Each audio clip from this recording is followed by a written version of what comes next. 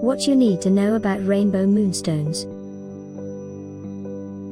Rainbow Moonstone is a milky stone that emits a calming and relaxing energy. Rainbow Moonstone's mineral is not a moonstone, it is actually white labradorite. It is still related to the moonstone, since they both belong to the feldspars. Rainbow Moonstone has patches of black, which is usually Black Tourmaline, a popular stone with powerful properties for its protective energies.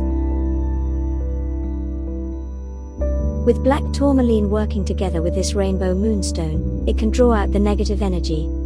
You can think of a tourmaline stone like a spiritual filter, which works particularly well with the calming nature of this Rainbow Moonstone.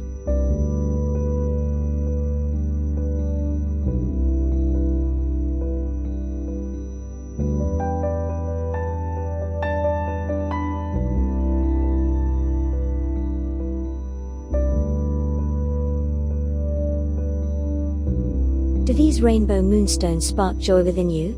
If yes, visit shop to claim some Rainbow Moonstone home. Hope you give your support by subscribe to my channel.